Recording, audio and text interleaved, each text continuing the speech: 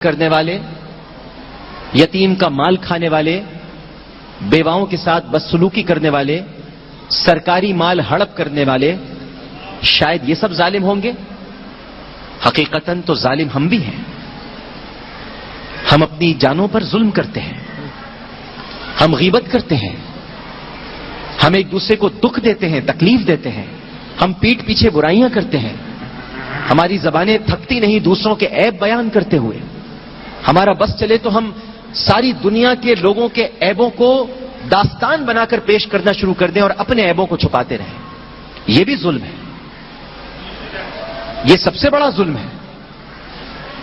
پیٹھ پیچھے کسی کی برائی کرنا، کسی کے بارے میں یہ سوچ لینا کہ یہ ایسا ہوگا، بدگمانیاں کرنا۔ اللہ تعالیٰ نے بدگمانیوں سے منع فرمایا ہے۔ قرآن میں کئی جگہ پر حکم ہے کہ بدگمانیوں سے بچو۔ بعض بدگمانیاں کفر کی طرف لے جاتی ہیں، لیکن ہم بدگمانیاں کرتے ہیں، ہم سوچ لیتے ہیں فلاں آدمی ایسا ہوگا، عامر لیاقت صاحب ایسے ہوں گے، وہ تو ہمیں لگتا ہے کہ بہت برے انسان ہوں گے، وہ تو مغرور ہوں گے، وہ تو پتہ نہیں یہ سب کچھ ڈرامہ کرتے ہیں جو ٹی وی پر بیٹھے ہوئے ہیں۔ آپ کو کیا پتا کہ کسی کے دل میں کیا ہے؟ آپ کیا جانیں؟ آپ خدا ہیں کیا جو آپ کے دلوں میں سب کچھ موجود ہے؟ آپ نے جان لیا، آپ نے پہچان لیا، اور جو دلوں کو جاننے کا دعویٰ کرتا ہے اس سے بڑا مشرک کوئی ہو نہیں سکتا، کیونکہ دلوں کا حال تو صرف خدا جانتا ہے۔ کون کس طرح آنسو بہا رہا ہے، کون اپنے رب کو کس کیفیت میں جا کر یاد کر رہا ہے، یہ ہم جیسے انسان کیسے جان سکتے ہیں جو گوشت سے بولتے ہیں، ہڈی سے سنتے ہیں، چربی سے دیکھتے ہیں اور اپنے جسم میں غلاظت لے کر پھرتے ہیں؟ ہم کیا جان سکتے؟ ہمیں کیا معلوم؟ لہذا ہم بھی ظالم ہیں۔ افی قلوبہم مرض ام ارتابوا ام یخافون ان یحیف اللہ علیہم ورسولہ بل اولئک هم الظالمون۔ اللہ تعالیٰ ارشاد فرماتا ہے قرآن پاک میں، کیا ان لوگوں کے دلوں میں کوئی بیماری ہے؟ افی قلوبہم مرض ام ارتابوا ام یخافون ان یحیف اللہ علیہم ورسولہ، یا انہیں خوف ہے کہ اللہ اس کا رسول ان پر ظلم کریں گے؟ بل اولئک هم الظالمون، یہ خود ظالموں میں سے ہے، یہ خود اپنے اوپر ظلم کرتے ہیں۔ تو ہمیں اپنے اوپر ظلم سے بچنا چاہیے، ورنہ قبر کا معاملہ میں نے آپ کو بتلا دیا، یہ دائیں طرف کی پسلیاں بائیں طرف اور بائیں طرف کی پسلیاں دائیں طرف کر دیتی ہے۔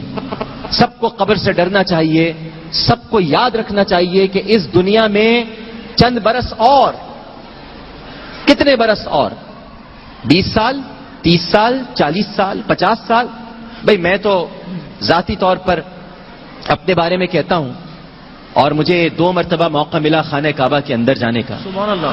ایک دفعہ مجھے موقع ملا نبی کریم صلی اللہ علیہ وآلہ وسلم کے روضہ اقدس کے اندر جانے کا۔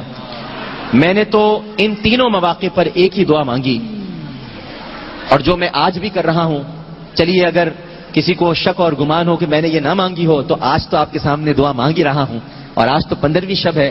میں ہمیشہ اس دعا کا بار بار اعادہ کرتا ہوں کہ اے اللہ، تو نے میری جتنی عمر لکھی ہے تو بہتر جانتا ہے، تجھ سے بہتر کوئی نہیں جانتا۔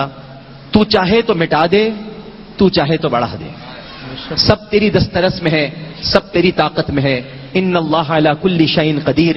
لیکن میرا وجدان، میرا عشق، میری محبت، میری لگن، میرا پیار، میری جستجو اور میری غلامی مجھ سے یہ تقاضا کرتی ہے کہ میری عمر تیرے حبیب کی عمر سے زیادہ نہ ہو۔ میں یہ بے ادبی نہیں کر سکتا اپنی زندگی میں، لہٰذا مجھے اتنا ہی جیتا رکھنا جتنا کسی غلام کو جینا چاہیے۔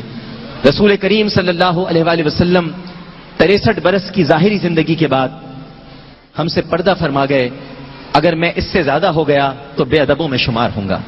پیچھے رہا تب بھی با ادب تو نہیں ہوں گا، لیکن روز حشر یہ تو کہہ سکوں گا، سرکار ہو سکتا ہے میں آپ کی غلامی کا حق نہ ادا کر پایا، لیکن میری سوچ ضرور آپ کی غلام تھی، میری سوچ ضرور آپ کی غلام تھی۔ تو یہ ہم سب کو دعائیں مانگنی چاہیے اور دعائیں کرنی چاہیے، اور یہ عہد کرنا چاہیے آج اس محفل میں بیٹھ کر کہ ہم غیبت سے بچیں گے۔ غیبت سے بڑھ کر کوئی سنگین ظلم نہیں ہے جو ہم اپنے اوپر کرتے ہیں۔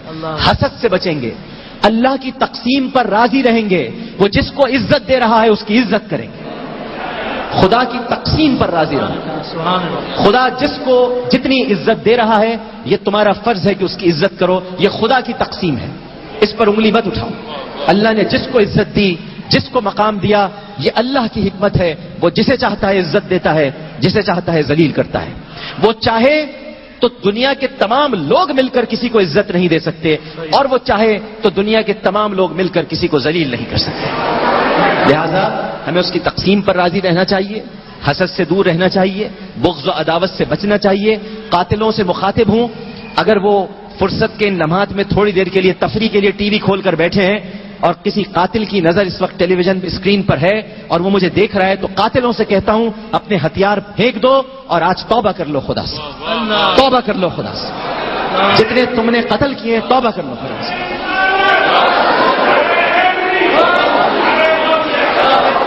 میں آپ کو لیے چلتا ہوں میانی صاحب کے قبرستان لاہور میں، جہاں اس وقت ہمارے ساتھ مولانا محمد ضیاء الحق نقشبندی صاحب موجود ہیں۔ السلام علیکم ضیاء الحق صاحب۔ جی وعلیکم السلام ڈاکٹر صاحب، کیسے مزاج ہیں آپ کے؟ خیریت سے ہیں؟ جی الحمدللہ، دعائیں آپ کی۔ جی اچھا ضیاء الحق صاحب، پہلے تو مجھے آپ سے یہ پوچھنا ہے کہ اس وقت لاہور کے جس قبرستان میں آپ وہاں موجود ہیں، وہاں لوگوں کے اس وقت کیا جذبات ہیں، کس محبت اور کس پیار سے وہ قبرستان آ رہے ہیں نبی کریم صلی اللہ علیہ وآلہ وسلم کی سنت مطہرہ پر عمل کرتے ہوئے، ان کی ہدایات پر عمل کرتے ہوئے، ان کے احکامات پر عمل کرتے ہوئے؟ اور مجھے یہ بھی ذرا بتائیے گا، ابھی تھوڑی دیر پہلے میں نے مفتی محمد نعیم مدنی صاحب سے گفتگو کی تو انہوں نے بتایا کہ ہم بسا اوقات نادانستگی میں، میں یہ تو نہیں کہوں گا کہ دانستگی میں، لیکن نادانستگی میں ہم بہت ساری غلطیوں کا ارتکاب کرتے ہیں۔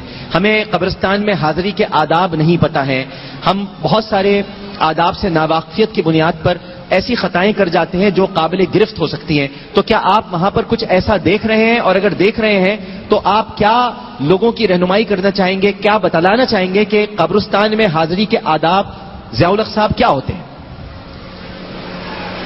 بسم اللہ الرحمن الرحیم۔ ڈاکٹر صاحب بہت شکریہ۔ الحمدللہ آج میانی صاحب قبرستان میں عظمتوں، رفتوں اور برکتوں والی رات کے موقع پہ لوگ زارو قطار رو رہے ہیں، توبہ استغفار کر رہے ہیں اور اللہ کی بارگاہ میں درود و سلام پیش کر کے اور سرکار کی ذات پاک پہ درود و سلام پڑھ کر اپنے لیے اور اپنے جدا ہونے والے لوگوں کو اصال ثواب کر رہے ہیں۔ یہاں پہ ایک ایسے مناظر دیکھنے میں مل رہے ہیں کہ لوگ زارو قطار جہاں رو رہے ہیں اور گناہوں سے چھٹکارے کی دعا کر رہے ہیں، وہیں پہ اس چیز کا اللہ کی ذات سے عہد کر رہے ہیں کہ اے اللہ ہمیں ہمیشہ کے لیے گناہوں سے محفوظ فرما لے۔ یہ جو بخشش والی، یہ جو رہائی والی رات ہے، اس رات کے صدقے ہمیں آئندہ گناہوں سے محفوظ فرما لے۔ دوسری ڈاکٹر صاحب جو آپ نے پوچھا، الحمدللہ میں نے سارا وزٹ کیا ہے، کچھ مناظر ہمارا کیمرہ آپ کو دکھائے گا بھی، تو میں انتہائی خوش ہوا ہوں کہ جتنے بھی یہاں لوگ قبرستان حاضر ہوئے ہیں وہ شریعت کے مطابق توبہ استغفار کر رہے ہیں، وہ ان پاؤں کی طرف کھڑے ہو کر قرآن پاک کی تلاوت کر رہے ہیں، دعائے مغفرت کر رہے ہیں۔ لیکن چند ایک ایسے ہیں جن پہ کم علم ہو سکتے ہیں، کم عقل ہو سکتے ہیں، لیکن ان کی جو کر رہے ہیں وہ سادگی کے عالم میں کر رہے ہیں۔ ان کے لیے ضروری ہے کہ وہ خود بھی لوگ دینی کتابوں کی طرف رہنمائی لیں، اور علماء مشائخ کی بھی ذمہ داری بنتی ہے کہ وہ اپنے سٹیج سے ان لوگوں کی رہنمائی کے لیے اپنا کردار ادا کریں۔ ہم نے الحمدللہ لاہور میں یہ بھی دیکھا کہ کچھ بہت تھوڑے مقامات پر آتش بازی ہو رہی تھی، لیکن یہ آتش بازی وہ آتش بازی ہے جو پچھلے سال کے مقابلے میں بہت کم ہے، کیونکہ الحمدللہ لوگوں میں یہ اویئرنیس پیدا ہو رہی ہے کہ جعلی کام کرنے سے بہتر اللہ کی عبادت کی جائے، اور لوگوں میں یہ شعور پیدا ہو رہا ہے کہ زیادہ سے زیادہ اللہ کی بارگاہ میں عبادت ہی سب سے افضل چیز ہے۔ جی ڈاکٹر صاحب جی بہت شکریہ، بہت شکریہ مولانا ضیاء الحق نقشبندی صاحب ہم سے گفتگو کرنے کا۔ اور یہ جو آتش بازی سے متعلق ابھی ضیاء الحق صاحب نے گفتگو کی ہے، تو ناظرین اور حاضرین، یہ میرے ذہن میں بھی بہت سارے سوالات ہیں، علماء کرام تشریف لائیں گے۔ نہ جانے ہم یہ کیوں پٹاخے پھاڑتے ہیں، یہ کیوں ہم، آپ کو پتہ ہے اس کے نقصانات معاشرتی کیا ہیں؟ سب سے بڑا نقصان یہ ہے کہ یہ دل کے جو مریض ہوتے ہیں ان کے دل بہت کمزور ہو جاتے ہیں، اور چونکہ ان کی شریانیں اور وریدیں سکڑ جاتی ہیں، لہٰذا یہ ذرا سی زور سے آواز سے بھی گھبرا جاتے ہیں، اور کسی پٹاخے کی بہت زیادہ زوردار آواز کسی بھی دل کے مریض کی جان لینے کا سبب بن سکتی ہے۔ تو ہم پتہ نہیں کیوں کرتے ہیں، چونکہ ہوتا یہ تھا، میں آپ کو اس کا ایک بیک گراؤنڈ بتا دوں، اور یہ آپ کو صرف بر صغیر پاک و ہند میں نظر آئے گا. اور اس کی بنیادی وجہ یہ تھی کہ چونکہ ہم بر صغیر میں رہے ہیں اور بہت برسوں رہے ہیں انڈیا میں، ہمارے آباء و اجداد بھارت سے ہجرت کر کے پاکستان آئے، اور اگر وہ نہ بھی آتے تو پاکستان اس سے پہلے تو ایک پورا ہندوستان ہی تھا، اور تقسیم ہند کے بعد پاکستان الگ ہوا اور ہندوستان الگ ہوا، تو ہماری تہذیب مل گئی تھی ان کے درمیان. وہاں یہ ہوتا تھا کہ ان کا ایک تہوار ہے جس کو دیوالی کہا جاتا ہے، اور دیوالی ان کے لیے رات ہے نجات کی. وہ اس لیے نجات کی رات ہے کیونکہ ان کی مائتھولوجی کے مطابق، ان کی تعلیمات کے مطابق اور ان کی کہانیوں کے مطابق ان کے راون کو شکست دے کر اس کی لنکا ڈھا کر جب واپس آئے تو وہ رات نجات کی رات تھی. لہٰذا ان کے آنے کی خوشی میں آپ کو معلوم ہے کہ دیوالی پر پٹاخے پھاڑے جاتے ہیں اور بہت زیادہ آتش بازی کی جاتی ہے.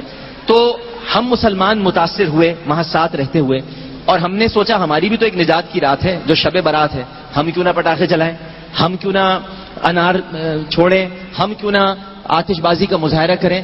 لیکن یہ ہمارے دین کی تعلیمات نہیں تھی. دلاور فگار صاحب نے اس پر ایک قطع کہا تھا کہ گرچہ پورا مسلمان تو نہیں لیکن میں اپنے مذہب سے رشتہ تو جوڑ سکتا ہوں، نماز و روزہ و حج و زکات کچھ نہ صحیح، شب برات پٹاخہ تو چھوڑ سکتا ہوں. تو یہ ہمارے ساتھ ہو گیا. ہم نے نہ نماز پر کو تھاما، نہ روزوں کو تھاما، نہ زکات اور حج کی طرف بڑھے، لیکن ہم نے پٹاخے بہت پابندی کے ساتھ ہم نے اس کو چھوڑنا شروع کر دیا، اور جس کی وجہ سے کتنے نقصانات ہوتے ہیں. کہیں آگ لگ جاتی ہے، کہیں پر لوگ بیماری کے باعث انتقال کر جاتے ہیں. تو میں گزارش کروں گا ناظرین، آپ اس وقت مجھے دیکھ رہے ہیں، کہ آپ بھی اپنے بچوں کو اس بات سے روکیں اور انہیں بتائیں کہ بچوں یہ نہیں کرنا چاہیے، یہ رات عبادت کی رات ہے. آپ 2 رکعت صلاۃ التوبہ پڑھیں، صلاۃ الاستغفار پڑھیں، اللہ کو یاد کریں، اپنے گناہوں کی معافی مانگیں، توبۃ النصوح کریں، اور اللہ سے اس بات کا اقرار اور اظہار کریں. پروردگار، دیکھیے نفس تو نفس ہے، نفس تو بہکاتا ہے. ایک گناہ وہ ہے، میں اگر آپ کی اجازت ہو تو بس صرف ایک بات میں کہنا چاہتا ہوں، مجھے پتا ہے آپ کا وقت ہے. یہ ایک گناہ وہ ہے جو انسان نفس کے غلبے میں آ کے کرتا ہے.